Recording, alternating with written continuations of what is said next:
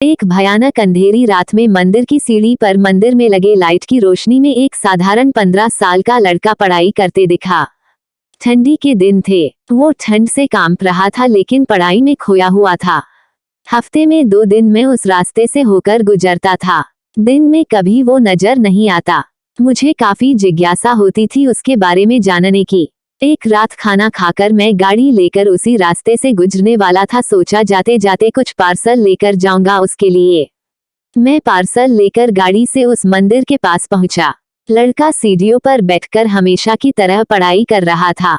मैंने गाड़ी रोकी और उसके पास गया।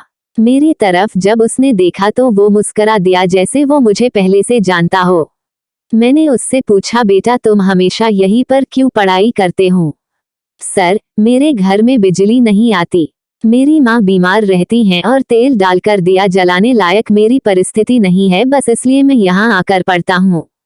तुम मुझे देखकर मुस्कुराए, क्यों? मैंने पूछा। क्योंकि आप भगवान हैं, वो बोला। ऐसा नहीं है, मैंने कहा। नहीं, आप भगवान ही है, वो बोला। चलो वो सब जाने दो, मुझे बताओ क्या तुमने खाना खा लिया? क्योंकि मैं तुम्हारे लिए खाने का पार्सल लाया हूँ। देखा, इसलिए मैं आपको भगवान कह रहा था। आज मुझे बहुत भूख लगी है, सुबह से मैंने कुछ भी नहीं खाया। लेकिन मुझे इस बात की जरा भी चिंता नहीं थी। मैं जानता था वो भगवान जिसने मुझे भूख दी है वो मुझे भूखा पेट नहीं सुलाएगा, किसी ना किसी रूप में आकर मुझे खाना देगा। और आप खाना लेकर आ गए। आप भगवान ही हो ना? मेरे पास कोई शब्द नहीं थे। अनजाने में ही मेरे हाथों पुण्य का काम हो रहा था। हर दिन कर्जे में डूबे होने के कारण ऊपर वाले को, उस भगवान को कोसता था। आज उसने मुझे ही भगवान की उपाधि देखकर शर्मसार कर दिया था।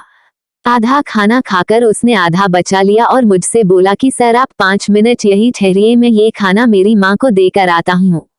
मंदिर से कुछ दूर एक पुराने घर की तरफ जाते हुए मैं उसे देखता रहा। कुछ मिनटों बाद वह वापस लौटा। उसके हाथों में मुट्ठी भर फूल थे। उसने वो मेरे पैरों में रख दिए और बोला, माँ ने कहा है जिस भगवान ने हमारा पेट भरा है उसके चरणों में थोड़े फूल तो चढ़ाने ही चाहिए। मेरी आंखें बंद हो गई और उसमें अपने आप आंसू निकल आए। आंखें खोल के मैंने उसके पुराने घर के तरफ देखा। उस घर के सामने पड़े पत्थर में भी मुझे प्यारी सी मुस्कान दिखाई दे रही थी। उस लड़के की आंखों में मुझे साक्षात भगवान दिखाई दे रहा था। दोस्तों, कहते हैं कि भगवान सबकी मदद करते हैं, बस वो खुद सामने नहीं आते, किसी ना किसी के जरिए हम तक वो मदद पहुंचा देते हैं। बस जरूरत है तो उन पर विश्वास करने की।